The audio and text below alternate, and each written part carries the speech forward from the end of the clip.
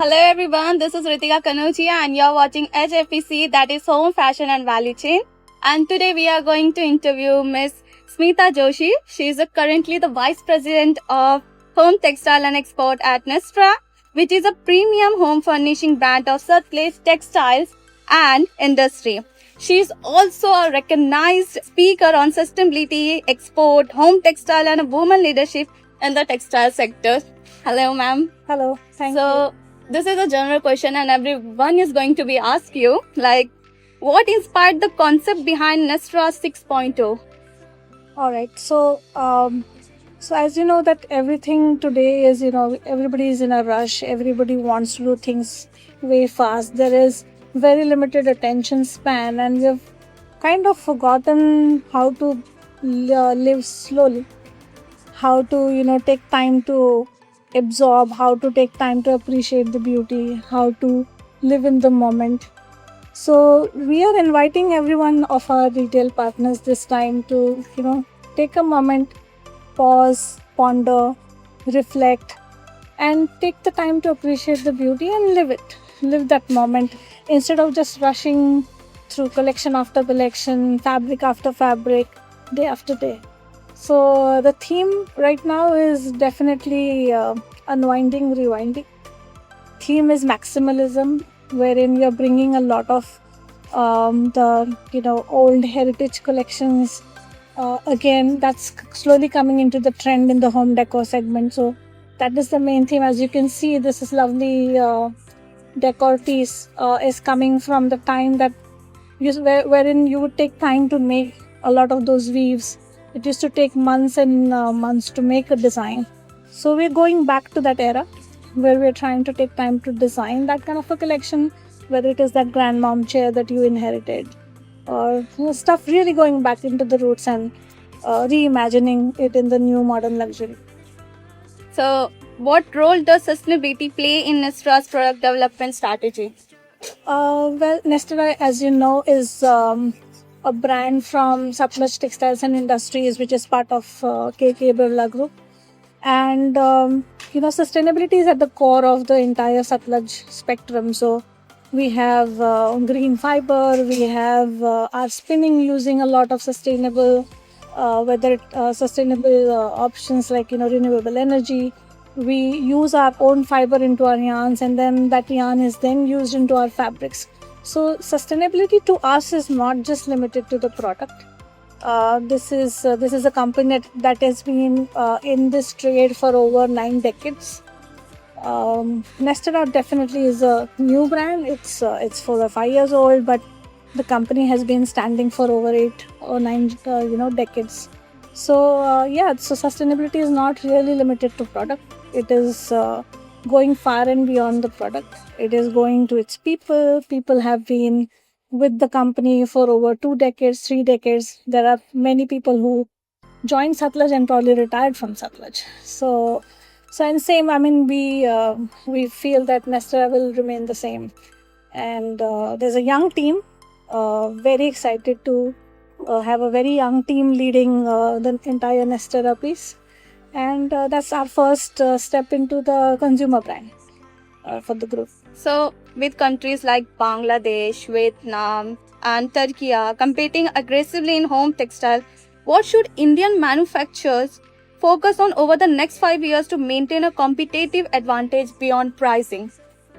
All right. So I think in the global market space, because we sell a lot in the exports as well, people look upon India for creativity. They are not looking at India for just pure mass manufacturing or just doing more of the same. Like China is very good at scale, and India is looked upon for its creativity. So I think India has that advantage of definitely the labor. We speak most of the business languages, and I think there is creativity which is inherent, which is ingrained in the Indian manufacturers and Indian people. So we will always have our advantage. The key would be how to become scalable. That's where I think most of that additional opportunities will come from there, like being able to execute more of the same. So, as you talked about your new generation people is working with you. Yeah. Let's ask question about Gen Z. Okay. So Gen Z is becoming to influence home decor decisions much earlier than previous generation. Sure. Yeah, how is Nestra adapting its design, retail, and digital strategy to engage this emerging consumer engagement? So I would say Gen Z is far more literate consumer as compared to the past generations that practically came into buying a product much later in their lives. The Gen Z is actually almost integrally involved in all the decisions right from their teenage. So I feel that it really is going to be a task for the manufacturers to understand what their thoughts are. So coming from, they definitely, I see them are big preachers of sustainability. They are big preachers of simplicity, like they want more simplified life. They want things to last longer. They are less and less formal. They are wanting to have everything which is like easy to wear, whether it is the clothing, whether it is the home. They want a more lived in kind of a space than really a chic statement kind of a piece. They would want comfort over just pure brilliance in terms of the aesthetic. So I think the key would be working on finishes, working on materials that are sustainable, because they do want to conserve, they do want to preserve, they do not want to waste.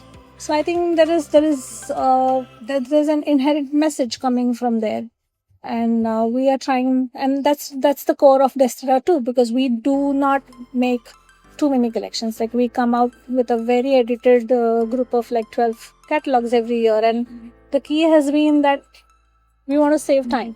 We want to save time and effort for the people, because Gen Z is practically buying everything online. They are buying even jewelry online. So we can see that the transition is happening in the trade, and which is why we are trying to do less, but we are trying to do it more meaningfully.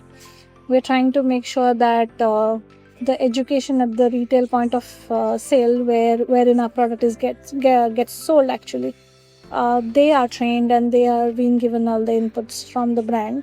We're trying to improve our communication on the social media better. So I think we are improving our relevance so that it is meaningful and it catches the little attention that they have for many things. So as you know, today's generation is focusing on AI, digital thing. So as your company is practicing any digitally or AI something? Well, not completely, I would say, but the business has been using a lot of digital interventions.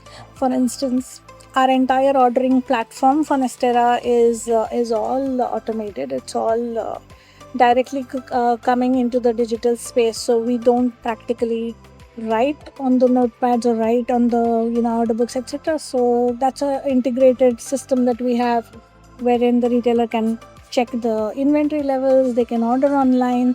It's absolutely seamless. There is no manual intervention of any sorts.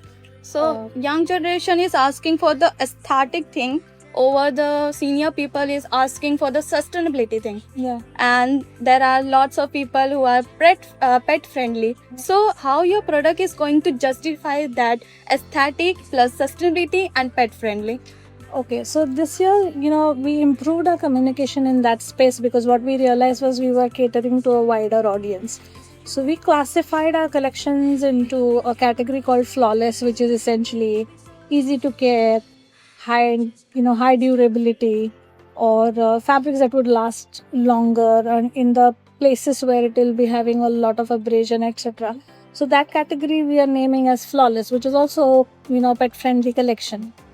And then there is everyday luxury, which is for people who like that luxe element. They want a little bit of styling, but at the same time do not want to pay too much. Yes. So we curated that collection called Everyday Luxury. So that's a series of catalogs wherein the price point, it's attractively priced.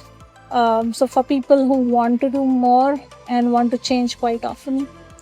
Then there is Featuring You, which is a more ensemble, or it is a more storytelling based collection, which is like if somebody wants to give a concept, or that's more conceptual catalogs.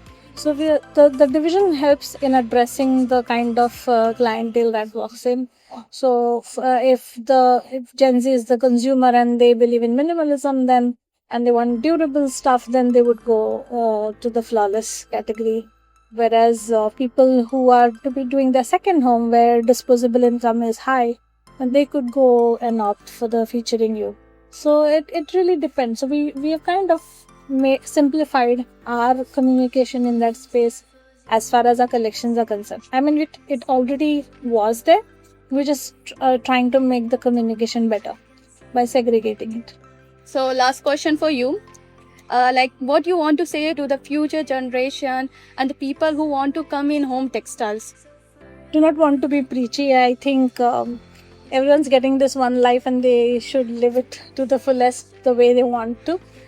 Of course, the ownership or the responsibility on every upcoming generation is increasing as far as the ecosystem is concerned, nature is concerned.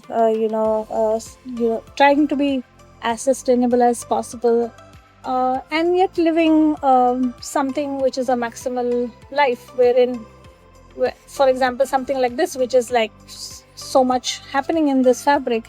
But this is going to last. So, while this would fit into a maximalism statement, it is still going to last you longer. So you can still be sustainable while being maximal in terms of your aesthetic. So I would say live well and use a lot of fabrics. Thank you so much, ma'am. Thank you for your Thank you. precious word. Yeah, It's thank all you. about Nesta 6.0.